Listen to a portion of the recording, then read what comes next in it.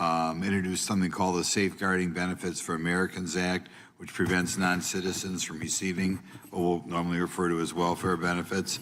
I just want to confirm that you think that'd be a good idea, probably improving the quality of immigrants we have coming here. Absolutely. Immigrants should be self-sufficient when they come to the United States. Very good. Well, there's maybe something we can receive bipartisan support for when we move an immigration bill. Next thing I'd like to point out, and Mr. Moore's always handled this to a degree, I want to point out that in the 14th Amendment, it does not say all persons born in the United States become citizens of the United States.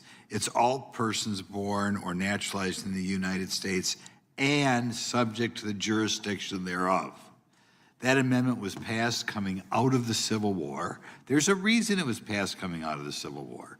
Congress was afraid that the Democrats would try to undermine the results of that war by forbidding former slaves from voting.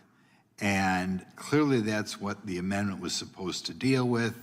It did not include anybody who just happened to show up here and have a baby and moved on. Any congressman at that time, as can be seen from the debate on the floor at that time, no congressman felt that resulted in what we are now referring to as birthright citizenship.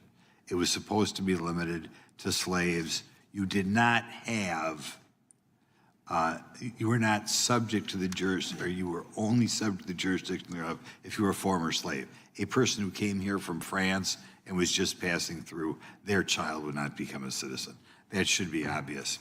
Now, we want to get on to a few more questions. I'm going to ask these of Ms. Vaughn. When a child arrives at the border, okay, one of the heartbreaking stories you sometimes hear in this country is parents get divorced, one parent grabs the child and flees to somewhere like Pakistan or somewhere.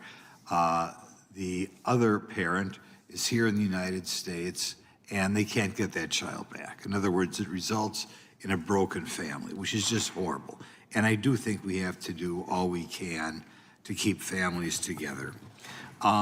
In this country, under the Biden administration before that, if a child shows up with one parent and they come in this country, is any effort made to see whether the local courts, say the child comes here from Guatemala, Cuba, wherever, that the local court has said that they want the parents separate, or do we just assume that the other parent would be okay with this and not seeing his child again? Well, if you're referring to cases in which the child is seeking an order of protection from, say, a state family court, is that the scenario?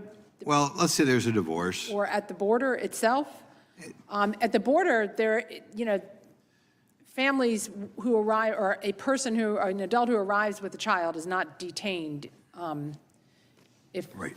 Do you think there should be? Do you think we should do something to make sure that we don't have a situation like I described, where one parent takes a child to Pakistan and they're gone? I mean, again, if a parent shows up at the southern, one parent with a child, we don't know where the other parent is. We don't know whether that parent is the parent who shows